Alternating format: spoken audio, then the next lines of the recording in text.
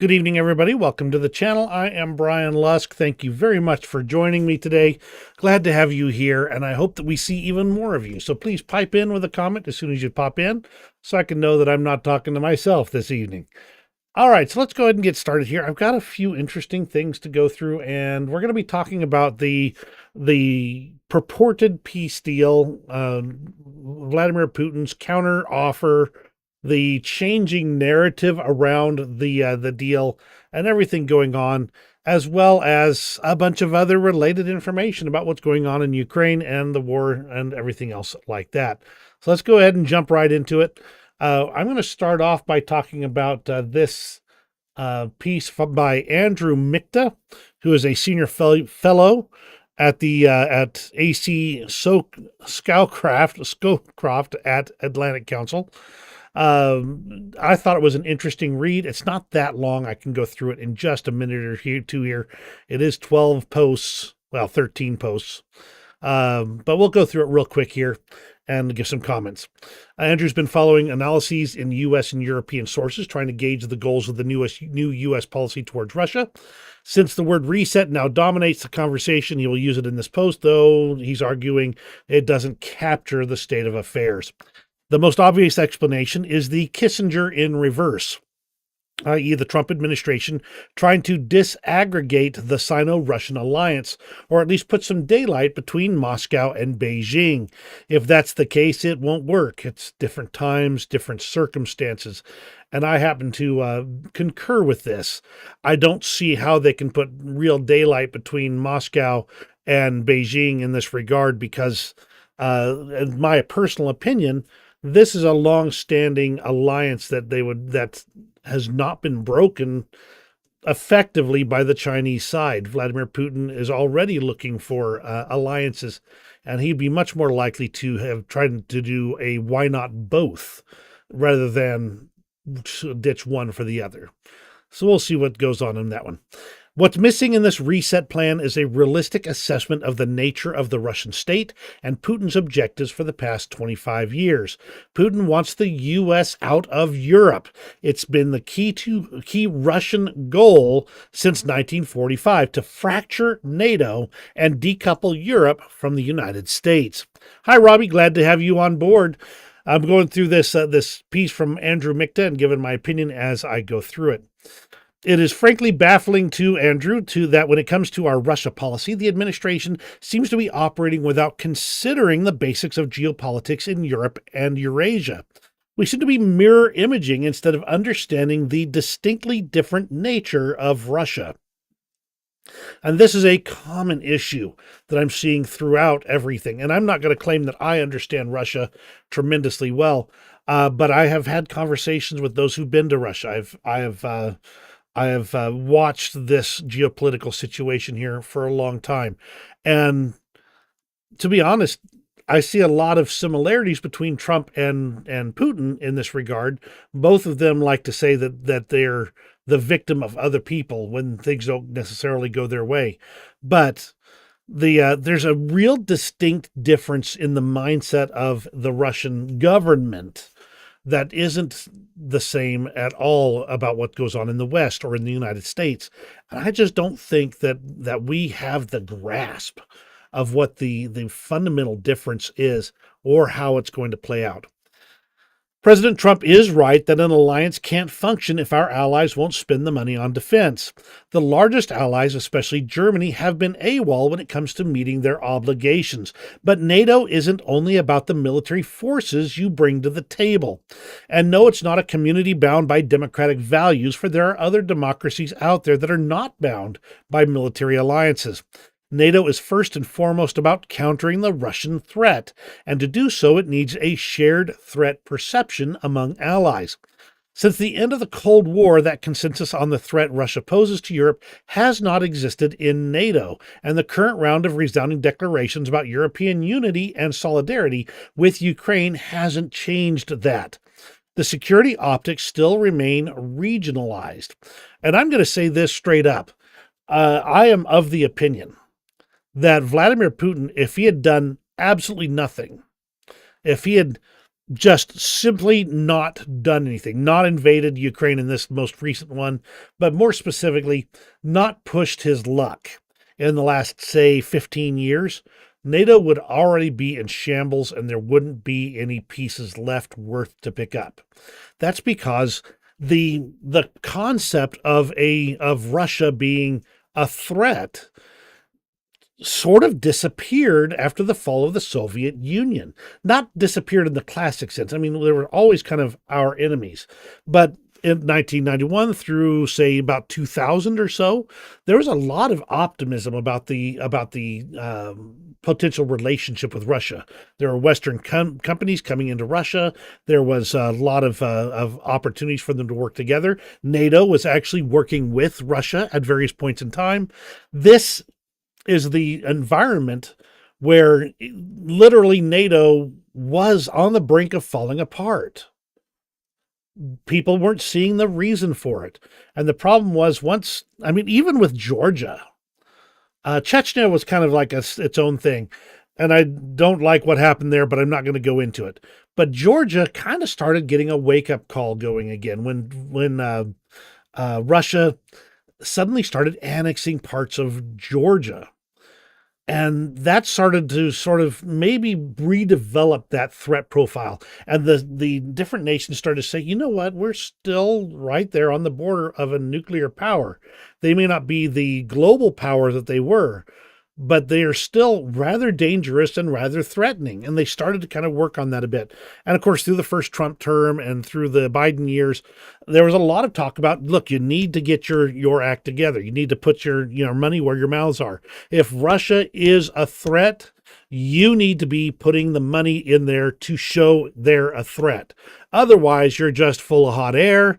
And again, NATO would have fallen apart without this full-scale invasion of Ukraine to cause the to galvanize and unify NATO. But on top of that, 3 years later, when Trump finally said, no, we're looking at bailing out of NATO, Europe finally said, holy smokes. So the optics remained regionalized, according to Andrew here. How an ally sees the threat Russia poses to its survival has depended on where it sits on the map of Europe. The countries along the eastern frontier understand the existential nature of the Russian threat. As you move west from the frontier, the sense of urgency dissipates. France has not been terribly excited about it. Germany has been almost absent, and I've got a lot about Germany today, too. So there's a lot of things going on there. Britain, I think, has always still kept Russia at arm's length, concerned about that. But a lot of times the gas was flowing well. The prices of oil and oil products was low because they were, Russia was willing to sell and Europe was willing to buy. So Russia was literally dismantling NATO economically if they had just held off on the military aspects for a while longer. Without a shared threat perception, no amount of declaratory commitment to European defense will translate into real deterrence. The key reason it worked till now was because the U.S. provided the backstop and leadership in a crisis. Just recall the Balkan Wars in the 1990s, or the key role the Biden administration played in rallying NATO to support Ukraine in 2022. So if the U.S. administration has concluded that Russia is no longer a threat, or even if it is only a threat to Europe, the process of NATO decomposition will soon begin. D.C. debates today favor the idea that we can disaggregate the Atlantic from the Pacific theaters, and that our insular hemispheric advantage will compensate for disengagement from Europe. This is a flawed assumption, for Russia and China have no intention to play along. Europeans should remember that nothing is set in stone as of now when it comes to U.S.-European relations.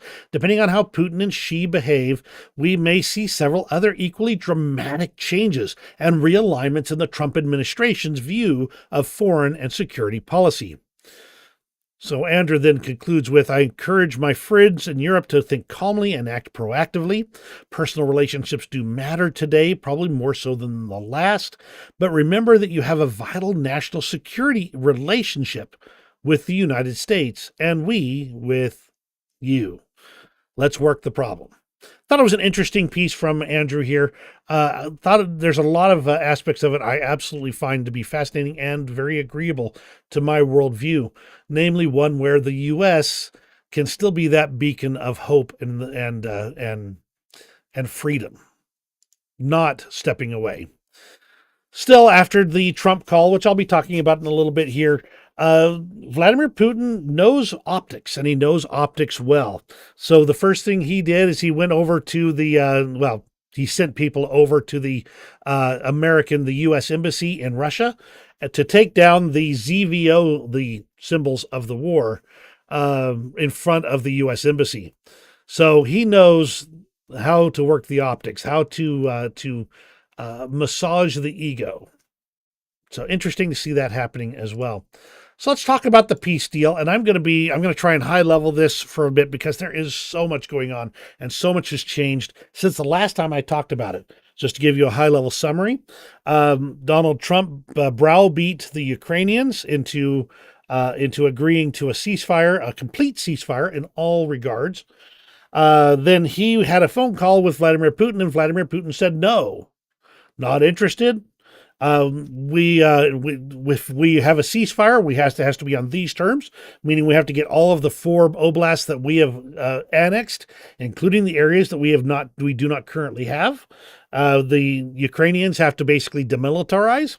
They cannot receive any support or reinforcements or supplies from their allies, and there has to be an election. High level. And Donald Trump, of course, came back with, well, there's got to be somewhere we can work with here. They had a long conversation, including things like having hockey games between the U.S. and Russia again. But the long story short is Vladimir Putin finally said we're interested in a ceasefire on energy infrastructure. Now, this is an area that this actually benefits Vladimir Putin tremendously because Ukraine has been dumping on their oil infrastructure, their exportability of their oil assets. And this has been a continuous issue that Vladimir Putin has not been able to stop. So by saying, we'll do a moratorium on energy infrastructure, he's really neutering a lot of Ukraine's biggest leverage. And Ukraine said, okay, fine, we'll accept this. Because understand, Ukraine's got energy infrastructure too. They're better at rebuilding it because they've got allies that are better at helping them. But overall, this results in a definite win for Russia in that regard. So Zelensky said, okay, fine, we are okay with this. We'll accept a ceasefire on energy infrastructure. And not a few hours after the phone call between Putin and Trump, where this deal was made, the lights went out in Sloviansk. I think that's correct. Because the Russians had launched Grad missiles at the power plant and power infrastructure for that city. The name, it's close. I'm close on the name, but again, there's so many similar names in Ukraine. I don't know for sure I've got the exact one. So literally within hours, there was another attack on energy infrastructure. On top of that, as the phone call concluded, hundreds of 100 or so Shahed drones and missiles were sent into Ukraine. Some launched from the Black Sea, again targeting energy infrastructure and other aspects, including the capital city and other cities in Ukraine, hospitals and civilian infrastructure, and really seemed like it was a real middle finger at Donald Trump. Of course, now once that was done, they have rolled back the statement, saying, no, we hadn't started the ceasefire on energy infrastructure yet. So clearly this isn't going to cause any issues with that. We'll have that start soon. So basically, no ceasefire in that regard, at least not yet. But that's the really high level here. So I'm trying. There's so much stuff to go through. I'm going to quickly bip through a bunch of screens here. I might touch on some and move on from others about the ceasefire here. Hi, Ozzy. Glad to have you on board. So we got Robbie and Ozzy. Glad to have you both. From the Institute for the Study of War, Putin has refused to accept the original ceasefire proposal on its own terms and is demanding more conditions that directly contribute to his war aims, just like I mentioned before. The Secretary of State Rubio said that if Putin doesn't accept this, we'll know who the impediment to peace is, but sure enough, he turned that on its head within hours. So once again, this is how it's been going. Now, the French have started picking up some of the intelligence gaps. Now, the U.S. is back to sharing intelligence, and they do have military aid going back into Ukraine, but Europe is not standing idly by now. A French AWACS plane flew a mission over on the 15th, protected by a couple of Rafale jets, exclusively French, not NATO. This is an intelligence flight to share with the Ukrainians just to make sure things keep going. In addition to that, volunteers from the United States, as they saw this happening, they had thousands that volunteered to fight for Ukraine. I don't know how much, how many of these men have already sent there, but thousands of applications came in after that meeting in the Oval Office between Zelensky, Vance, and Trump. And they've had this huge spike of interest, lots of applications. This may be backfiring to a certain extent. Erdogan reminded Putin that Crimea is Ukraine, and that's one of the areas that Donald Trump has actually said that Crimea might be on the negotiating board. So Erdogan is definitely putting his foot forward onto this stuff, and we got a few other things about Turkey later as well. Michael McFaul talked about the strikes on Ukrainian energy infrastructure right after the Putin phone call. By the way, and here's another interesting thing, Vladimir Putin said as soon as he got off the phone with Donald Trump, he picked up the phone and he called his military and said no more strikes on energy infrastructure. There were 7 drones aimed at energy infrastructure. By the way, they have said they don't target energy infrastructure multiple times, but there are 7 drones that they don't target at energy infrastructure going towards energy infrastructure. And the Russians claim that they shot those 7 drones down themselves, not the Ukrainian air defense. I'll allow them the face-saving gesture here. J.P. Lindsley looked at the results of the phone call between Trump and Zelensky, and here is what he had to say. Putin was sharp. He targeted Ukraine's 2 biggest strengths, though he falsely packaged it all as a Russian concession. It's abundantly clear to me that Trump's team is uninformed of the on-the-ground reality. First, Putin called for a ceasefire in the Black Sea, where Russia has barely fired since 2023, thanks to Ukraine's drone superiority. The sea is peaceful right now.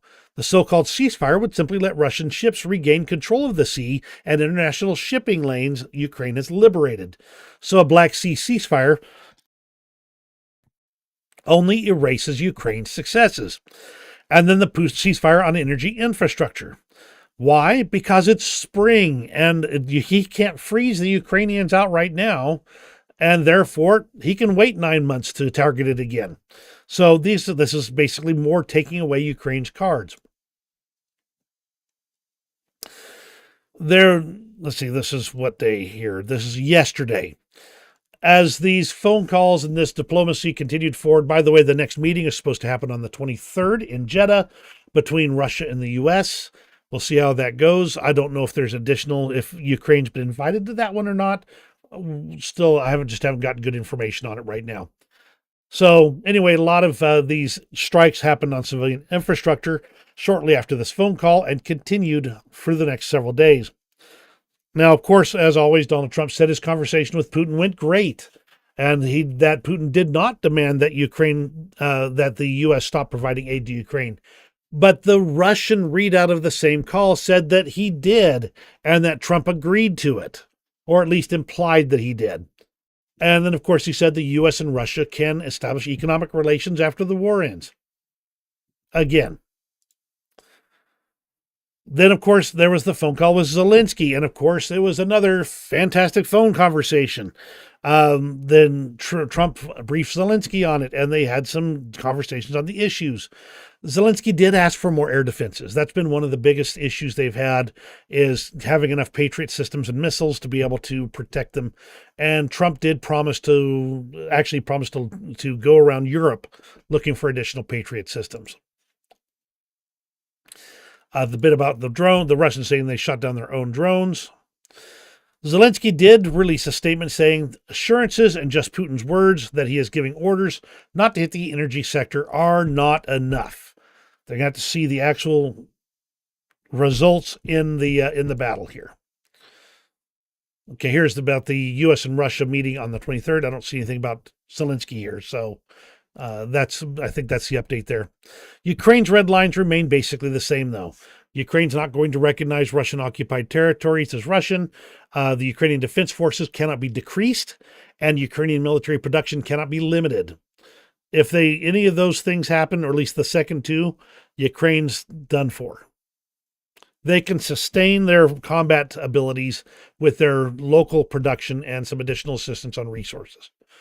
But they cannot... they won't even stand a chance when Russia comes back in the next year or two if there's a ceasefire, and that includes not being able to produce enough war materiel to counter Russia.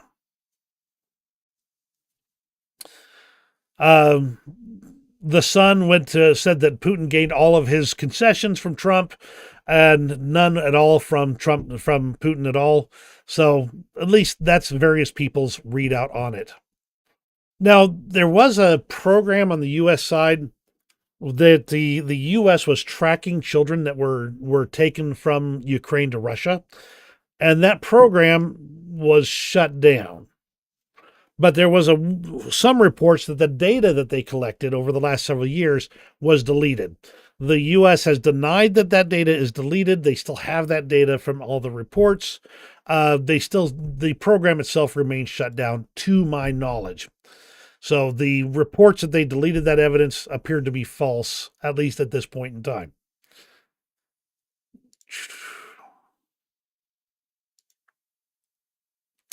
Now, Donald Trump, when he spoke with Zelensky, proposed that the U.S.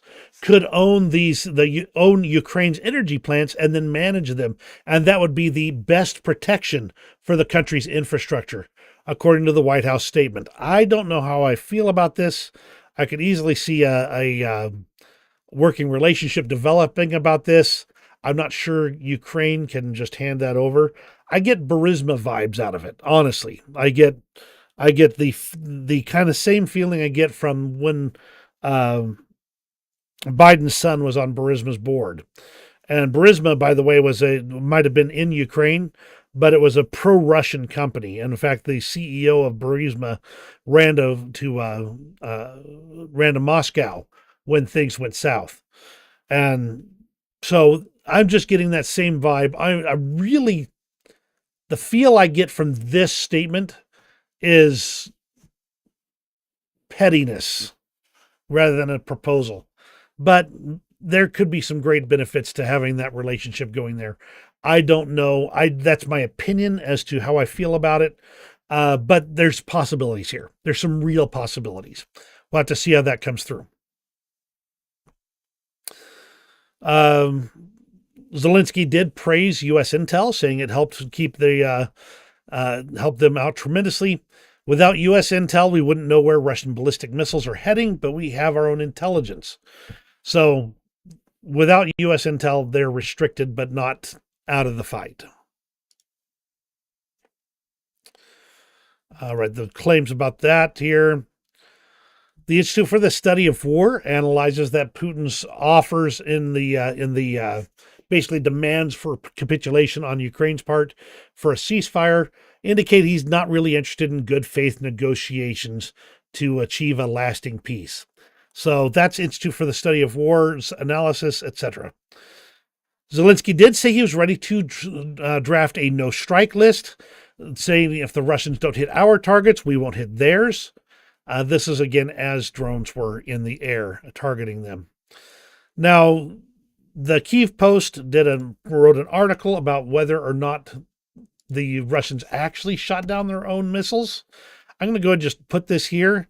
That's an interesting read, but I have no way of confirming this information at this point in time. So interesting. I'm going to put it out there for you to read at your leisure, but not go through it in detail right now. By the way, thank you again for joining me. I do appreciate having you guys here. Let me know if you have questions or comments. I am absolutely delighted to have you guys comment, because often you bring up things that I may not have had a chance to go through. Vance, after the whole blow up in the Oval Office, released a statement. I'm going to go ahead and play this 30-second clip here. Let's see.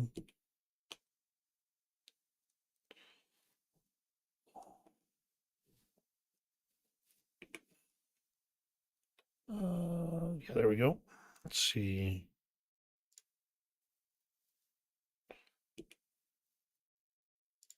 But I just wanted to answer the question, and then of course something I said in my answer caused the blow up. You know, Zelensky got frustrated with it, and then everything went from there. You know, the president, what I try to do is obviously he's the president, I'm the vice president. I try to be respectful, but I also recognize that sometimes the president wants me to say stuff. And of course, if I think there's something useful I can say, and I think that it's going to be deferential to the president, I'll jump in and offer my thoughts. My gut feeling based on that is that there was I wouldn't say chewing out, but I would say Vance got his wings clipped a little bit. And there's a little bit of spin on that one to try and bring things down a notch or two. He tried to say things he thought would help Donald Trump. So my feeling is that Donald Trump kind of was like, no, hold on, boy. You know, we need to do this stuff right. But that doesn't mean it's not. I mean, you can take your pick as to whether you think that Oval Office situation was an ambush of Zelensky or not. But I think from the way this statement was placed, that Vance kind of was told, "Hey, look, you need to kind of to ease up a little bit there. You went too hot." Let's see. Aussie States, the Team House channel, recently did an interview with Vance's relative, an American volunteering in the Ukrainian army. Yes, I saw about him having a relative volunteering in in Ukraine. And it was interesting how Vance kind of dodged that whole situation, saying that he got his information from stories, not from relatives or people that he knows that were actually there. So yes, I would love to speak with him, but time is of the essence. Now, all through this recent stuff, Donald Trump has claimed that there are thousands of Ukrainians surrounded.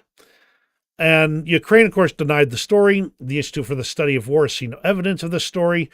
Russian Z channels, meaning the Russian propagandists, have not said anything about a bunch of surrounded Ukrainians.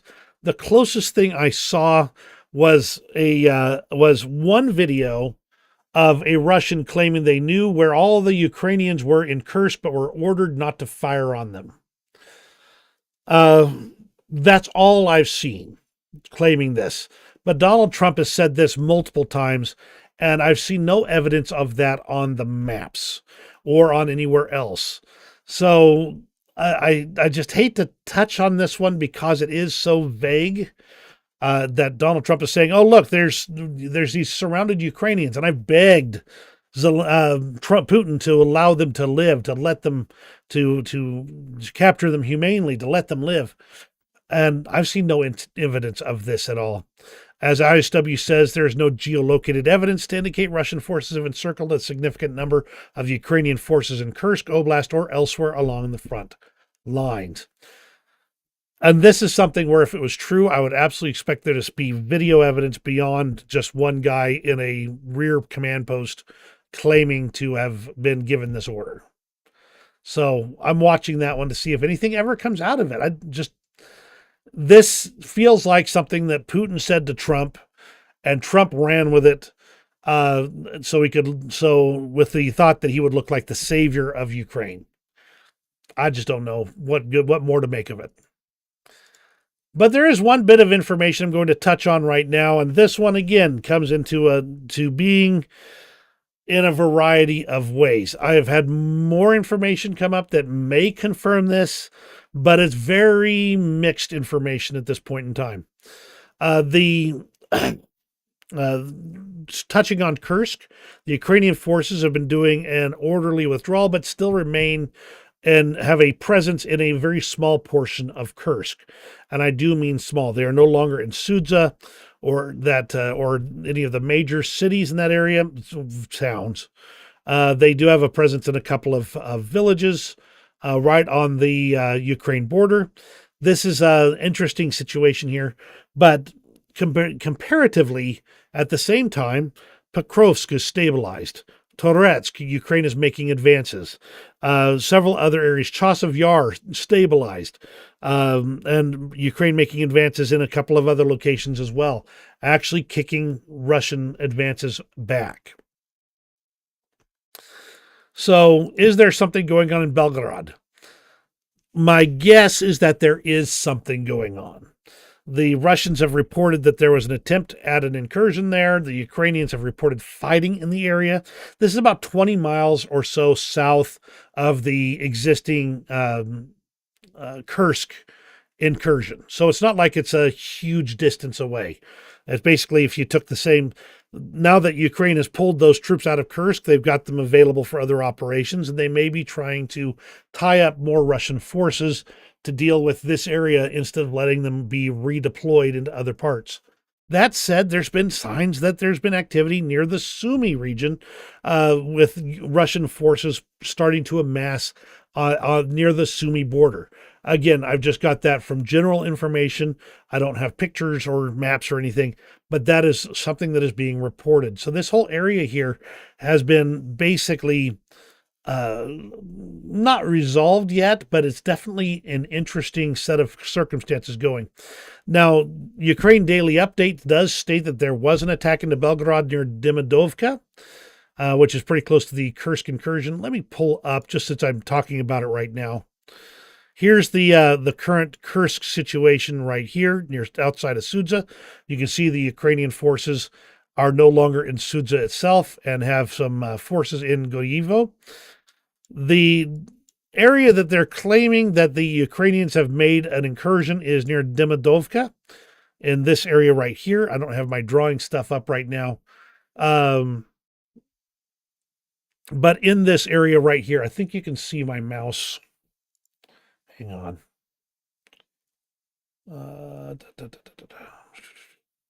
I've done some updates lately, so I may have. There it is. Boop.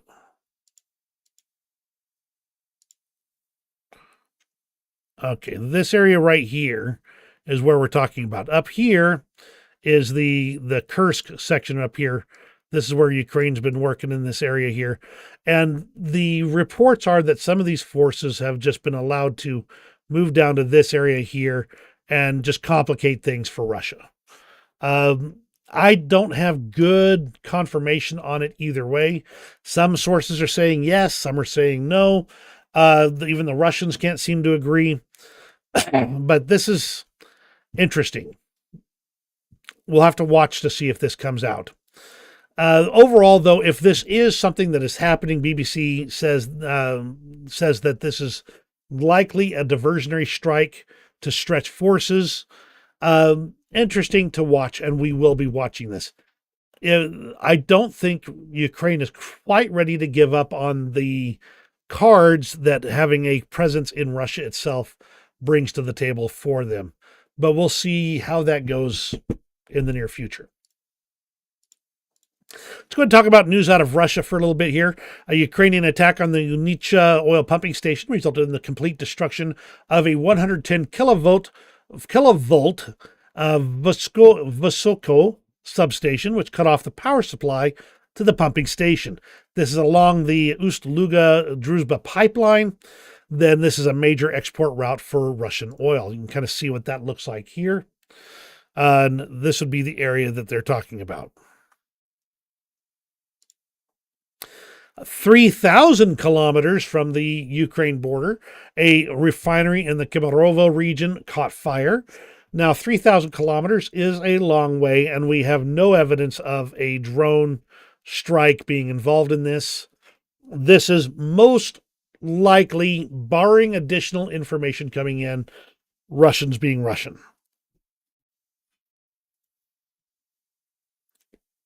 And finally, from the Ministry of Defense of the UK, an intelligence update. I'm going to summarize this real quick. 160 public hospitals have been closed in Russia in 2024, including maternity facilities and children's clinics. It's believed that the pressures of sustaining the operations in Ukraine has resulted in all of those resources being redirected to military purposes instead. And they expect that there will continue to be a shortage of healthcare professionals throughout 2025. Let's move on to the international front. Now, this one's an interesting one right here. Lukashenko, of course, is in Belarus. Now, let's talk about Belarus for a second here. It's on the west corner of Russia. They're an ally to Russia. There was some initial activities that were launched from Belarus into Ukraine early in the war.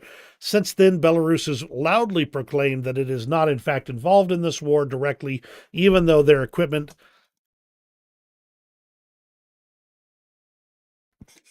was sent to Russia to sustain operations there. And my read is that Lukashenko is concerned. In order for Russia to effectively move into Europe itself, Belarus can no longer be just an ally. They have to be on board fully. And with only 60,000 soldiers, Belarus doesn't stand a chance if Russia decides to force the situation. Also, his situation is a bit more tenuous than he likes to admit. So overall, we've got a situation where Belarus could be looking at a potential invasion from Russia, or shall we say, being invited to enjoy the view from a window, and to enjoy that view from the window for as long as he is willing to allow Russia to do what they want. Interesting to watch. Poland is in serious talks with France regarding the use of France's nuclear capabilities to defend Poland.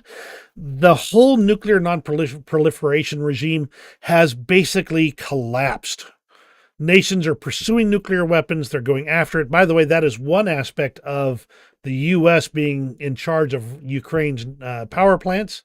That would be that's something to keep an eye on. Namely, that it would be much harder for Ukraine to produce nuclear weapons and nuclear fuel if the U.S. is in control of Ukraine's nuclear power plants. Just something interesting. But Poland is basically saying, look, we're right here on the front lines. We need that nuclear umbrella, and we can't rely on the U.S. to provide it anymore. Russia summoned the Norwegian ambassador to protest against Norway's militarization of the Svalbard archipelago. The Russians stated that such actions risk escalating tensions and increase the conflict potential there. Every accusation, a confession in this case. They wouldn't even care, because they didn't care about a lot of other things, if they didn't have their eyes on potentially capturing that territory. I talked about Erdogan a bit earlier, but something's going on over there as well. For instance, the Istanbul mayor was detained. He's a major opposition leader and is considered to be a main rival to Recep Tayyip Erdogan. So is Turkey basically pulling the whole dictatorship thing and making sure the opposition can't actually compete? I don't know. Interesting to see. And I would like to see if there's actually charges being levied. They say it was on suspicion of corruption, running a criminal organization, bribery, and irregularities concerning tenders and procurements. His associate was also detained. So I'll have to see if anything comes out of that or not. The Prime Minister of Serbia has resigned together with his government. Serbian President Aleksandar Vučić says he may announce new elections in early June, just a year and a half from the previous elections in Serbia. It's widely expected that he will put his thumb on the scales of that election, too. Germany. Let's talk about Germany for a moment. My heavens, I wouldn't have thought this would happen ever since World War II, because Germany has been basically staying as far out of the arms and military game for themselves as they can since World War II, and for good reasons. Germany is rearming. They actually went through and approved a constitutional amendment that loosened the country's debt break policy so that they could increase their defense spending at this particular point in time. This is to loosen their debt restrictions in Germany's basic laws. And this still has to be approved, but the fact is they're expecting it to go through without issue. This will allow Germany to rearm quickly. 500 million euros or billion euros. I don't think they have 500 billion euros for defense spending, but a lot of money is going to go straight into building up Germany's military in case of Russian attack. China is watching the situation and is getting into the circus. This is about the only way to say it. They're developing their relationships with the world. They are working with allies and even enemies to foster positive relations. In this case, China has provided 4 humanitarian packages to Ukraine, and they expect that they will have a role in helping Ukraine to restore peace and reconstruction in the future. China is no fool. They know how to think long term. Reuters reports that several U.S. national security agencies have stopped work to counter Russian sabotage, disinformation, and cyber attacks. These are working groups that were established under Biden's administration to monitor the threats of Russia's shadow war against the West, and was led by the National Security Council. This work has stopped, and the current and former officials, I believe, are no longer being allowed to continue that work. French President Emmanuel Macron has called on French manufacturers to increase the volume of arms production. Now, Paris is one of the top 10 arms manufacturers in the world anyway, and they are among the top 10 for military spending as of 2023. This is France saying, we got to get serious. And I expect the French will put some good work into research and development and producing a lot of hardware for both Ukraine and for other customers across the world as an alternative to U.S.-based equipment. From the German Chancellor-in-Waiting, Friedrich Merz, the circumstances are determined above all by Putin's war of aggression against Europe. It is a war against Europe and not just a war against the territorial integrity of Ukraine.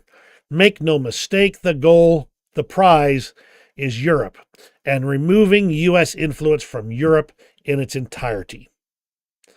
Nothing less. And they don't have to capture all of Europe to do it either. It's happening as we speak.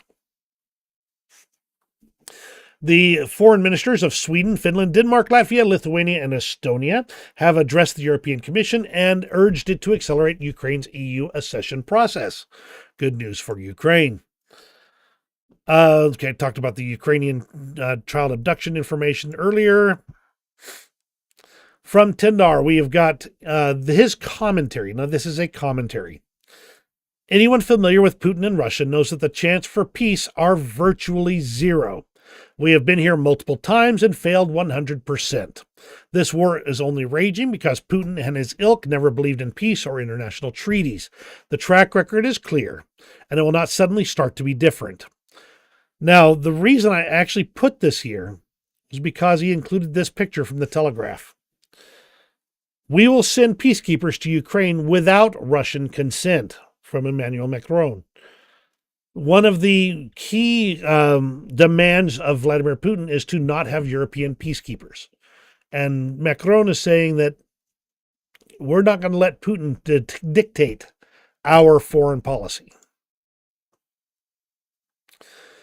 The European Union has announced that they're a new drive to break its security dependency on the United States with a focus on buying more defense equipment in Europe. There's actually been multiple canceled orders for the F-35. Canada is reconsidering it. Spain or Portugal, I think it's Portugal, has already canceled their order. Other nations are concerned that there will be an F-35 kill switch, which Lockheed Martin has said there is no kill switch in the software of the F-35. However, if you want to kill the F-35, all you got to do is stop selling them spare parts. For every hour of flight, there is 6 to 8 hours of maintenance required on the F-35.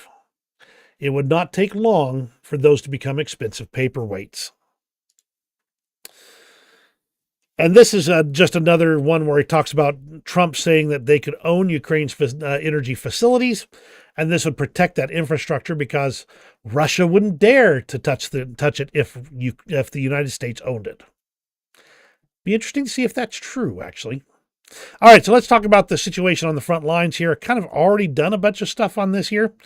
There is this old piece right here. I don't remember how long it's been here, near Tiltkino,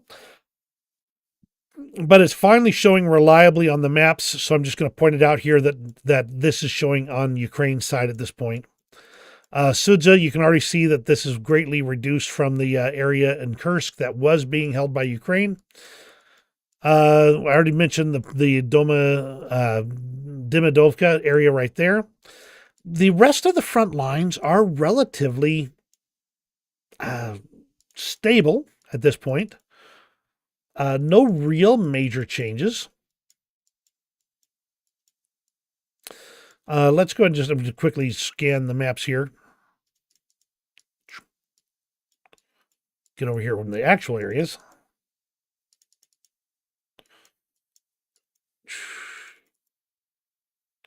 A little advanced by the Russians here near Nevsky into Novolyubivka.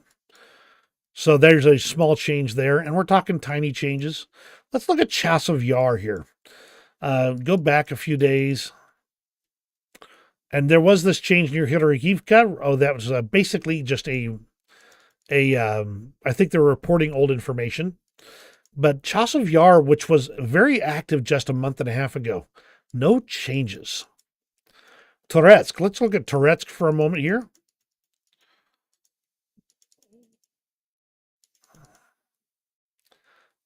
If we go back far enough, it's been about a couple of weeks now. This is the situation as of about a week ago. We move forward, we can see that the situation continues to move and change in Toretsk, and the Ukrainians are holding the line here. This was an area that was falling apart just weeks ago.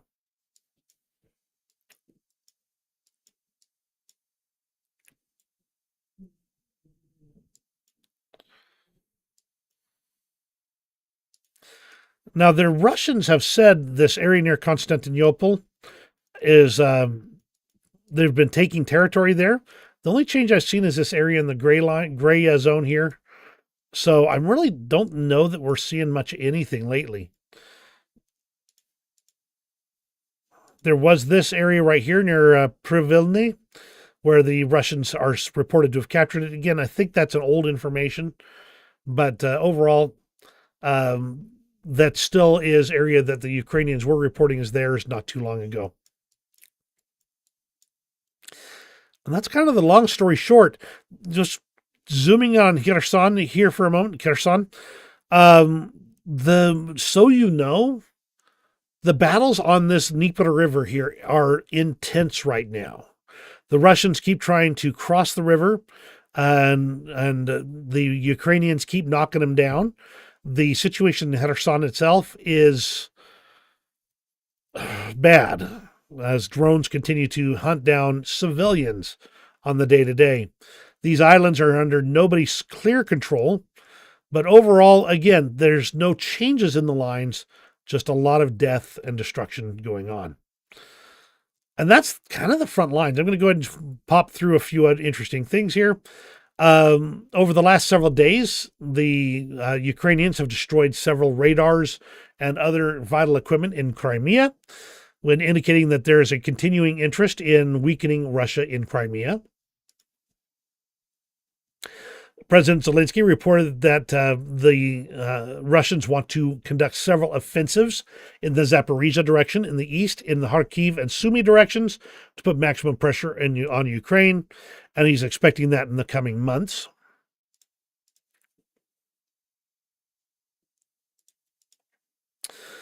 War Gonzo, there's nothing really to see here that's exciting. I'm going to go through his part on the Belgorod region, though. At the junction of the Kursk and Belgorod regions, the Ukrainians made several attempts to cross the state border. Some of the forces that retreated from the Kursk border area were brought into this battle. The enemy using engineering vehicles, heavy and light armored vehicles, as well as mobile infantry, cleared mines and tried to break through to the asphalt road to develop a further offensive. And he claims the equipment and some of the personnel were destroyed, and the Ukrainian armed forces were unable to make any serious successes.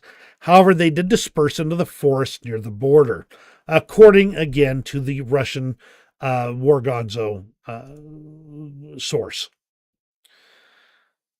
The Ukraine control map reports that further Ukrainian losses are seen in the Belgorod incursion. Again, I want to see geolocated footage before I say anything actually is going on here of significant size. I'm still waiting on more. And that's pretty much the front lines. I got a couple of interesting extras here that I think you'll find at least a little bit fascinating here. Let's go ahead and just jump right into them. Again, thank you, Ozzy, Robbie. Glad to see you both here. I'm so thankful for you to be here. A prisoner exchange took place between Ukraine and Russia, 175 for 175. I saw another source said 179. Take your pick on which one it is. This exchange was already arranged a couple of weeks ago. Donald Trump said that he's the one that made this happen. It was already arranged, but he's going to take that credit where he can. A lot of these men are just delighted to be home at last. I kept my promise. I said I would come back, and I did. One of the Ukrainian defenders was released from captivity. I want to make a wish so that there is complete peace in Ukraine.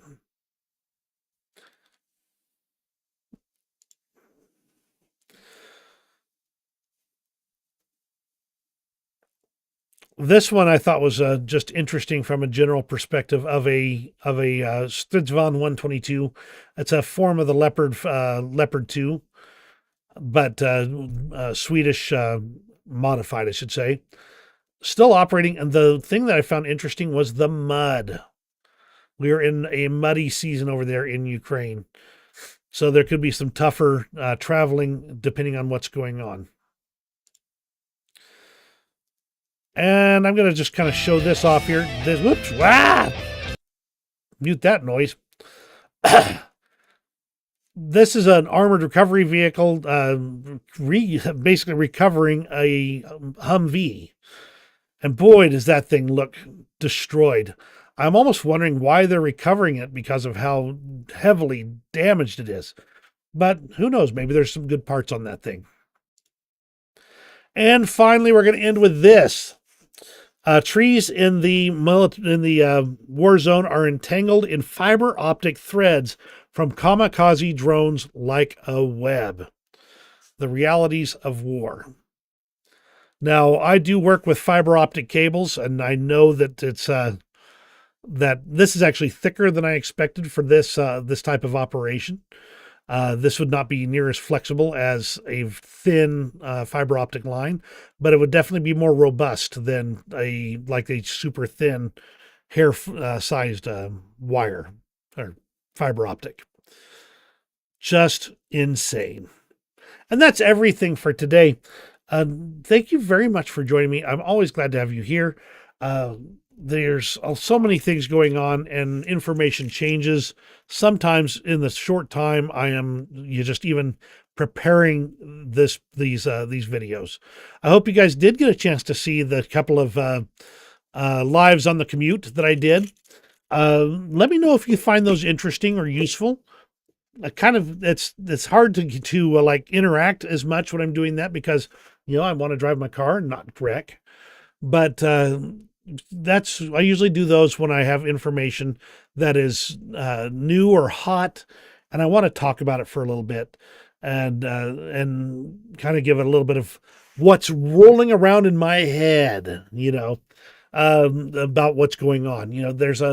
I read a lot of the news, and a lot of times I've set some of it aside for later. Other times it's just in the old noggin here and rolling around, and there's things I want to talk about it. So let me know if you appreciate those as well. Thank you, Robbie. Glad again to have you here. The misspelling is fine. Let me put it this way. I've seen much worse misspellings. And on that note, thank you again. You guys have a great rest of your day, and we will see you on the next video.